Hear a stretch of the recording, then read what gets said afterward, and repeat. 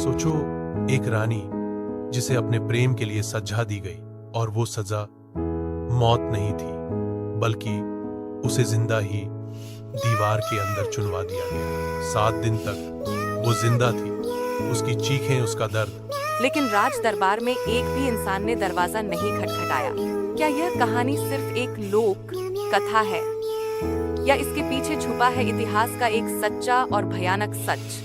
नरम विराम, फिर परिचय संगीत। आइसवेल दोस्तों, स्वागत है आपका पास्ट की बात के इस अनोखे एपिसोड में, जहां हम लेकर आए हैं आपके लिए एक ऐसी कहानी जो आपने न कभी स्कूल की किताब में पढ़ी, न कभी किसी टीचर ने सुनाई। यह है कहानी रानी रूपमती की, जिसे प्रेम मिला लेकिन राजनीति ने उसका जीवन छीन लिया। आज हम बात करेंगे मांडू के किला की, अकबर के सेनापति अधम खान की, बाज बहादुर के प्यार की, और एक ऐसे अंत की जो इतिहास के हर पन्ने पर खून से लिखा गया था। मांडू मध्य प्रदेश का एक पहाड़ी इलाका, जहां आज भी हवाओं में पुरानी कहानियों की खुशबू महसूस होती है। एक समय था जब यहाँ शान ओ शौकत का राज था। राजमहलों में संगीत गूंजता था और रातों में जश्न होता था।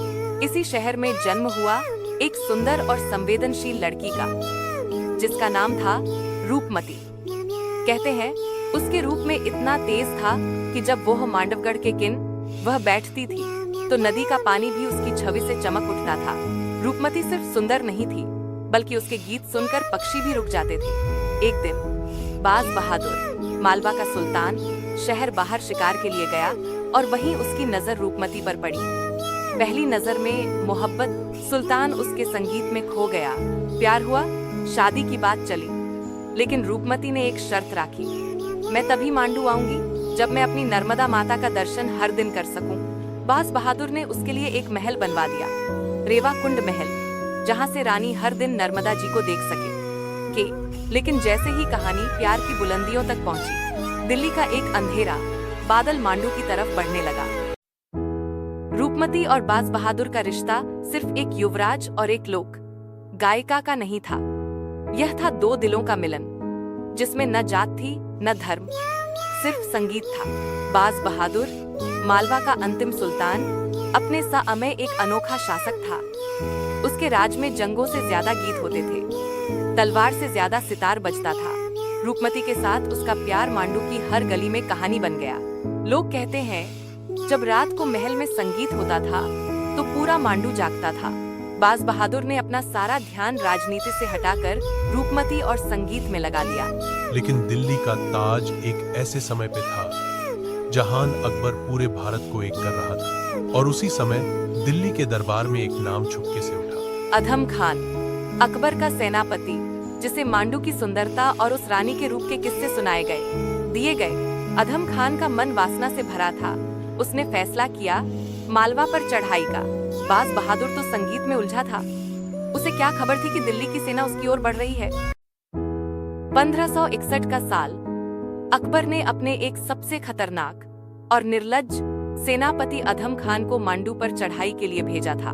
उसने कहा, मालवा को हमेशा के लिए मुगलों के कब्जे में ले आओ और उस रानी को मेरे दरबार में पेश करो।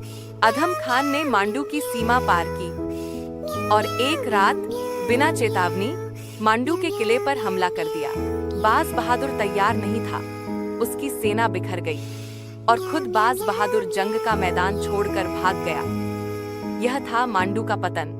और अब उस शहर में सिर्फ एक अनमोल चीज बची थी, रानी रूपमती। अधम खान ने महल में घुसकर रूपमती को देखा और बिना किसी शर्म के कहा, तुम्हें दिल्ली ले जाऊंगा जहां तुम मुगल हरम की शान बनोगी। रूपमती ने उसके मुंह पे थूक दिया।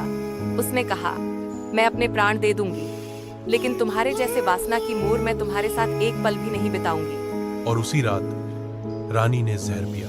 लेकिन कुछ लोग कहते हैं उसने जहर नहीं पिया था। अकबर को पता चला कि अधम खान ने बिना उसकी इजाजत के मांडू जीत लिया और रानी को जबरदस्ती लेने की कोशिश की। अकबर ने गुस्से में अधम खान को वापस बुलाया और उसका कत्ल कर दिया। पर रूपमती अब तक या तो अपने अंत की दिशा चुकी थी, या जैसा कुछ लोग कहते हैं, उसे मांडू के कुछ राज दरबार के लोगों ने मिलकर जिंदा दीवार में चुनवा दिया। क्यों?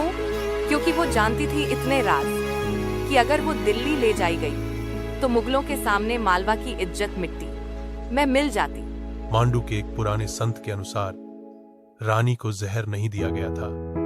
उसे महल के अंदर एक पुरानी दीवार के बीच में बंद कर दिया गया। दीवार में छेद थे जिससे थोड़ा सा हवा जाता था और वो 7 दिन तक जिंदा थी। 7 दिन तक उसने बिना खाए, बिना पानी, अंधेरे में चीखती रही। दीवार के उस पार से आवाज आती थी, मुझे छोड़ दो, मुझे छोड़ दो। लोग डर जाते थे और उस दीवार के पास जाना बंद कर दिया गया। कहते हैं आज भी अगर किसी अंधेरी रात को रेवा कुंड के महल के पीछे जाओ तो एक औरत की चीख सुनाई देती है,